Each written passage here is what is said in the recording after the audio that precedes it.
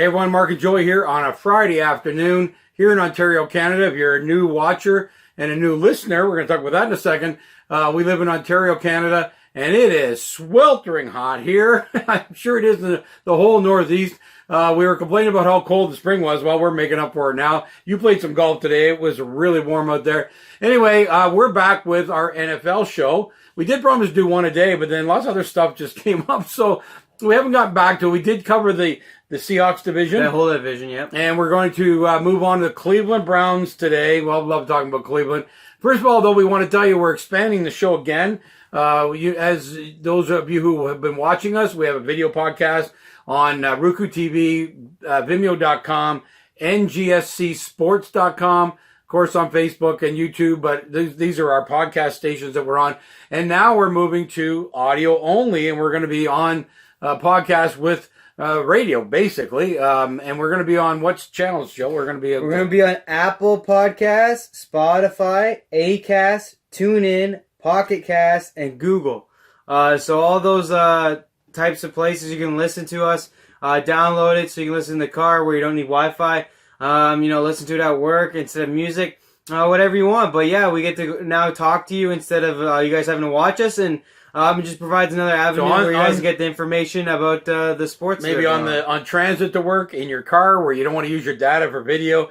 It's very intensive. So now you can listen to us and download our telecast and listen to us just like you're on the radio. So we're looking forward to that. It's been very special. We also have updated our website, which we really haven't done much with up till now. It's kind of been there, but we've had all these other channels. So ultimatesportschannel.com now, we have a sports news feed every day on our channel. So drop in, find out what's going on in sports, see what's new with us as far as the videos are concerned and the audio is concerned, and just stay in tune. And Ultimate Sports Channel gives you everything now, all of our podcasts as well as the sports news every day. So we're pretty excited about that, and we're going to move on now and get to what we really want to talk about, which is football. It's a little bit away, but getting close. And so we're talking about every team before we get there. May not be every day, as we first said, but we're with Cleveland. And what happens to Cleveland right away? They get a stellar running back, and what does he go off and do? He does such a Cleveland thing. Well, Kareem Hunt did get in a bar fight. I don't see any extra action being taken in the NFL here. I think from what they've talked about, it may not be enough even for a suspension, but we'll see what comes out. You never think that at the beginning, but I saw enough that I'd suspend him a little bit more. I'd just kick him out for the whole season, to be honest with you. Maybe even fine him a little bit. He's already out for 8 games to start this season, so they knew he wasn't going to be impactful early. But clearly this guy's a anger management problem, and here he goes again. Such a great football player. We're repeat offenders. I think he should just be gone for the whole year. I think it should be a little bit more significant than 8 games that he already got, and not charge him because he already is suspended. Seems weird to me. We'll see what the NFL does. We'll see more information they get out of it. But no matter what, he's in trouble again. He's out at the bar. Nothing good ever happens at the bar, especially with pro athletes. Well, who said? Stephen A. Smith said that. Nothing good any athlete after past midnight. It's going to be bad. So, but yes, especially this guy who clearly has some anger issues or maybe just some ego issues where he wants to prove he's the toughest guy in the room all the time. Regardless of it, he's out for 8 games. We'll see what happens afterwards. They still got a great team in Cleveland. They obviously got a big pickups this offseason, Jarvis Landry, who was already there, but he's there now with Odell on his wing, and you got Baker Mayfield as the quarterback, and still good backup running backs for Hunt when he's not playing. So Odell has to be the player. With him going there, Baker Mayfield, that could be an explosive combination. Beckham has to be the player, but I think you can't lose what you have in your other receivers and your tight end. They got good tight end, good other receivers in Jarvis Landry. You can't ignore these guys. They got to play. They got to get the ball. Simply when it comes down to it, they need to get it, because if you focus on Odell like you did in New York, it's easy for defense to defend.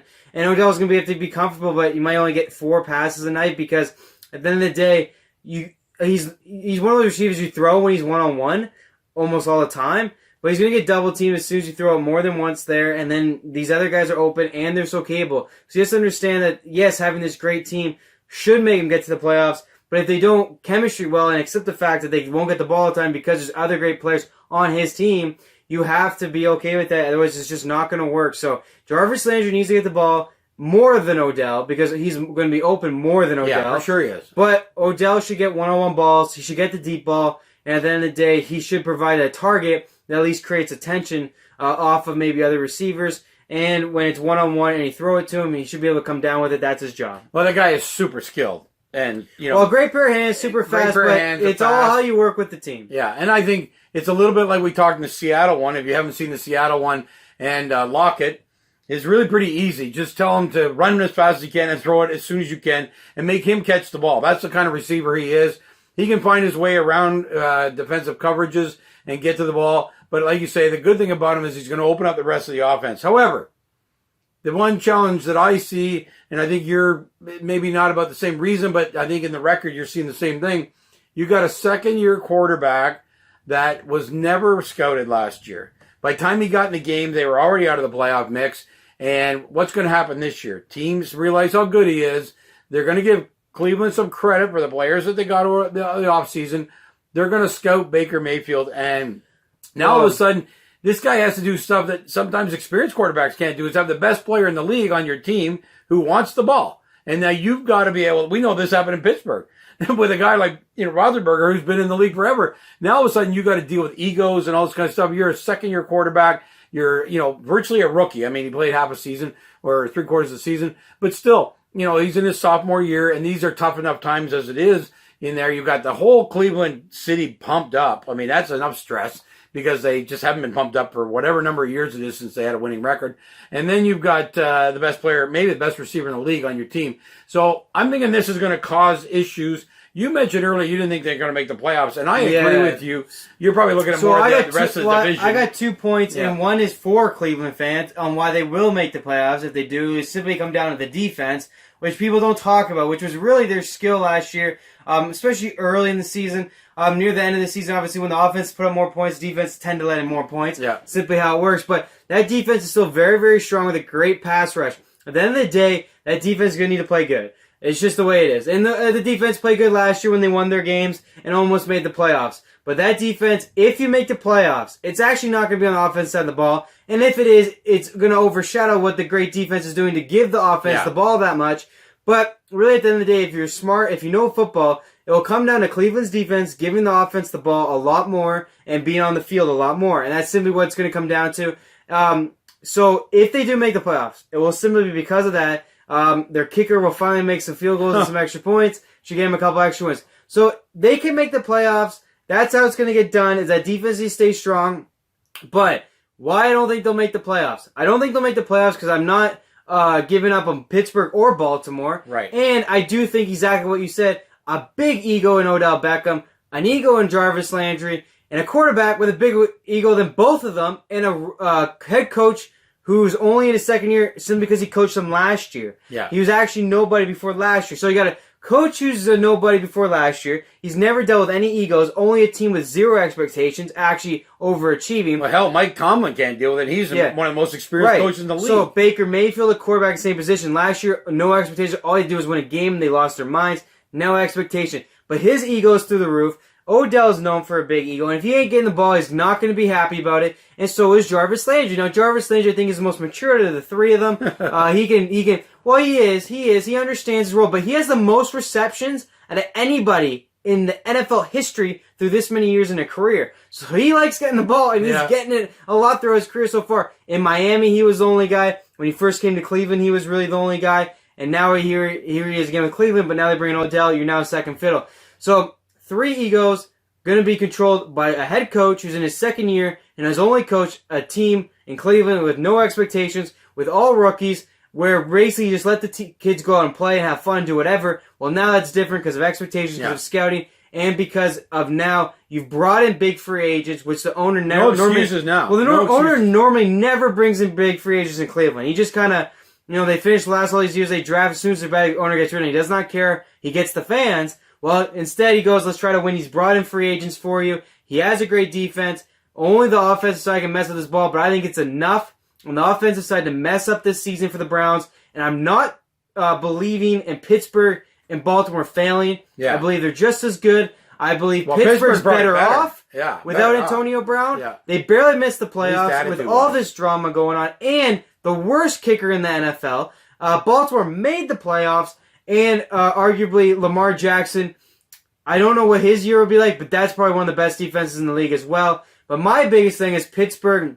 I think they're better off, but we'll get into that when we get into Pittsburgh's training camp. Yeah. But I'm not sold on the Browns. I think the Browns, my big prediction again is the Browns miss the playoffs this year. I think they have a good season. I think a 500 season. I think so too. Because they're going to go on a run where they win 8-8. 3 in a row. They'll beat all the bad teams just simply on talent alone. Yeah. But they will lose to the good teams. And we'll see. It's not an easy schedule either. So we'll see. That was the other interesting thing, eh? They kind of ramped up their schedule as soon as these things happen.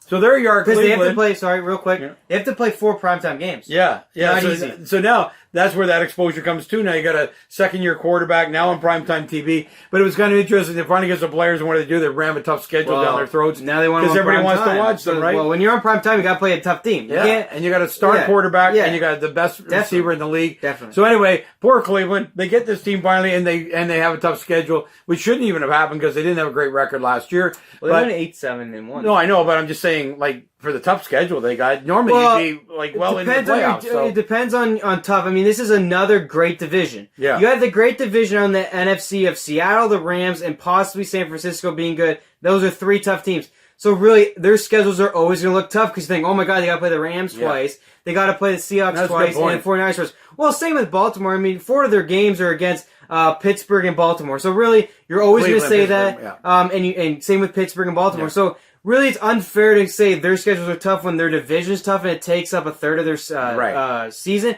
And then Cincinnati can shock you at any moment. They're no good.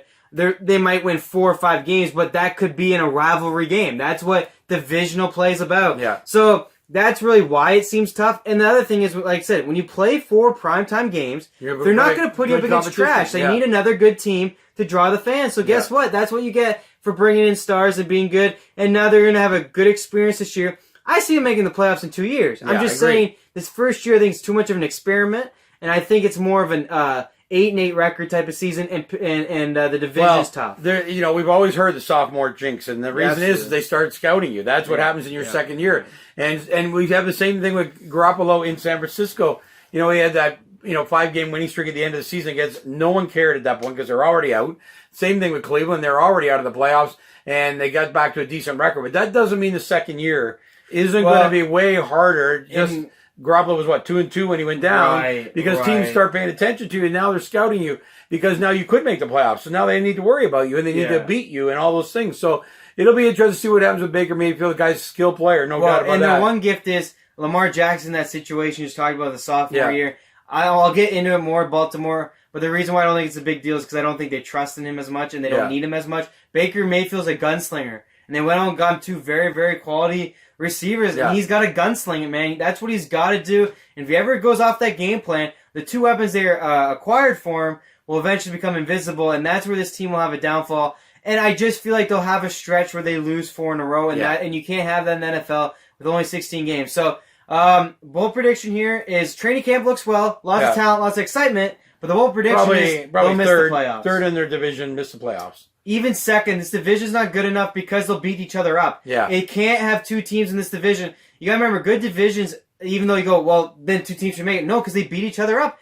And with all these other good teams out there, in the NFC, you think of Kansas City and San Diego's division, the other 2 teams in their division are trash. Yeah. So they each get 4 wins. So this is 3 solid teams and a Cincinnati team that at any moment they decide to try in a rivalry game, they can easily upset you as well. So it's just not the right formula for the Browns. Then they get the schedule. Then they get the primetime games. It's everything to go against Cleveland. Well, now you're depressing me, and I don't even live in Cleveland. I know, but it's what they got to do, man. When you get stars, this is what happens. They want you to be good. I mean, the hype is real, guys, and down the road, I believe they're a championship team, but for this first year, the NFL has gone out and given you what you want, but at the same time, it's going to hurt you, I think, in the end. No, I agree 100%, and there's going to be a lot of getting to know each other with Odell there. So I agree. It's going to be tough. I think the 500 prediction is probably right on. We'll see what happens. I hope they're better, but Odell didn't even show up, guys. Oh, that's right. Yeah, first day. Now, it's not a big deal because they said, but he doesn't even show up. Yeah, can't. So let's compare. Ego. Let's compare Kareem Hunt superstars. in jail. Ego. Yeah, let's compare superstars. Tom Brady was there on first day. Yeah.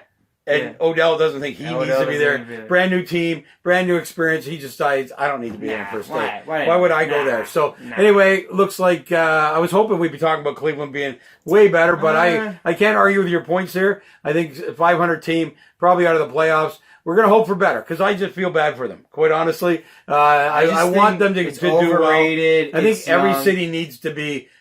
Football is one of those sports that cities live and die by, and I'd like to see that. Especially Cleveland. I'd like to see that team have that opportunity. They've had some pretty good luck with baseball lately, but this is the other team in there, and this team has been so bad for so long, and they love the Browns. So let's hope the Browns do better than we're predicting, and we'll hope for the best thing for them. And we'll be back with another team in the division, Baltimore, on our next show.